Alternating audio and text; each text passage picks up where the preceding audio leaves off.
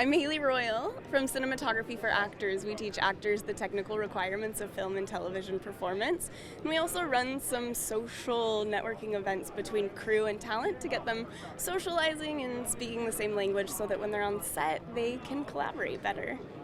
Far out. Yeah. And how do you fit into it? Hi, I'm Izzy Stevens. I run Indie Spunk Productions. I'm a director, and I also help filmmakers game plan their careers and make films. So I'm a coach and a director, and we make films. So tell me a little bit about why you would come to Cinegear if you're all about actors. I am all about actors, and that is actually precisely why. I graduated from drama school, and I believed that I was completely ready for a career in film and television. My instructors told me I was ready, and then I started working in film and television, and on my first number of jobs, the first technical notes I got, I just crumbled. I was so concerned and overwhelmed by the tech around me and not really understanding why I was getting those technical notes. I thought, I've done my work, I've done my homework, I know what my character is feeling, and why would I move slower now that we're close? I don't understand. My character wouldn't do that, and it's going to look bad. It's going to look inconsistent, and then I look like a bad actor, and that's actually not the truth at all. I had to learn that when you swap to a tighter frame, longer lens, you have to move slower because everything looks faster, which is something I had absolutely no context for, and most actors don't have the context for that. They don't realize that there are places like this where you can learn that, you can touch the gear, you can get comfortable with it, and you really can learn those things to make them, muscle memory as much as everything else. But it takes practice, and I think that actors don't really get the chance to do that because the only time they step in front of a camera is when it really matters a lot. They're either auditioning, they have a job, and they can't waste anybody's time, they have to be perfect, but they don't know how to execute those technical notes if they've never even learned about the gear before. But now here we're just learning about the gear. We're not actually playing with it or someone directing us through that. So it seems like there's a sort of a step in the middle that's missing. The step in the middle, you can play with the gear here. They will let you play with the gear. Right, but I mean as far as like knowing where an actor would fit. Yeah, you're not shooting something. The step in the middle here is this is a really great networking event. This is a great place to meet people who actually want to work with you and want to practice with you. When talent gets there, even for filmmakers, that's a big day and they feel like they can't mix up anything either. So you meet people and then you do a lens test together, or you meet people and you shoot something small together and you practice together and you take the time to ask questions, to turn the monitor around. And that is a really great middle step, and that's the place where you can learn. So it's getting here, it's meeting people, it's making those connections, and then going out and practicing together.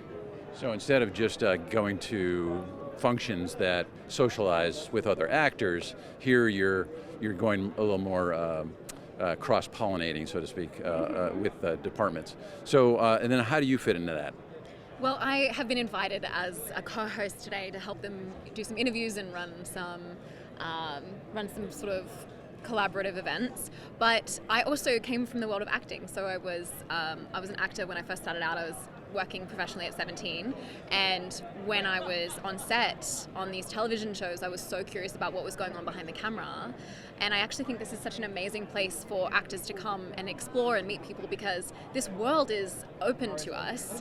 I graduated to becoming a director, and I still act a little bit, but mostly I'm a filmmaker. And I work with a lot of actors who are curious about making their own work, but feel like they're not allowed to use this kind of technology, or have the confidence or the skills or the technical ability to use it.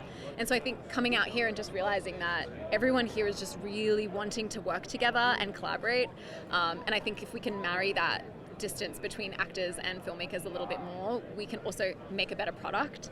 But personally, I'm just here because I am a bit of a film nerd, and I just love I love the energy here. I love how people just really want to share what they have, the new technology. There's a lot of excitement.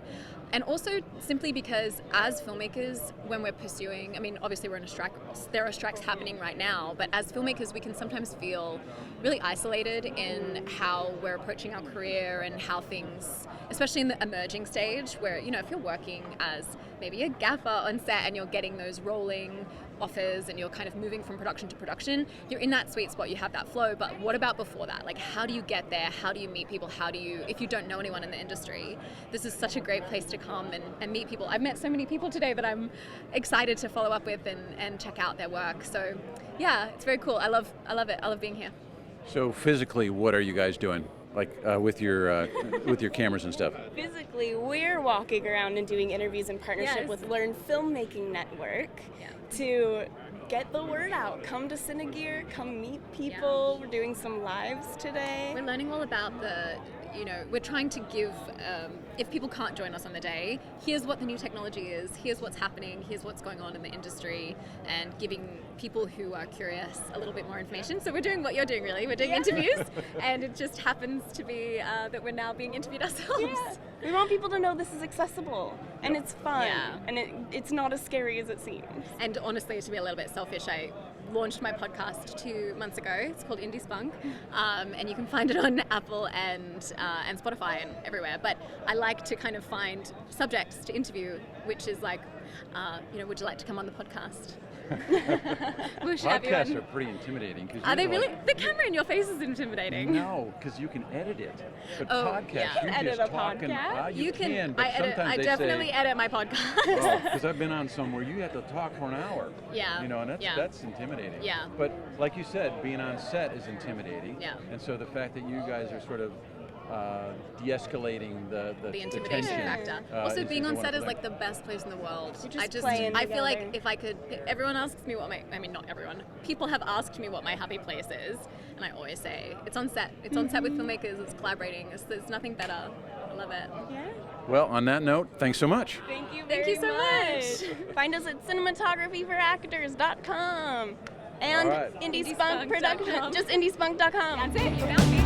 All right.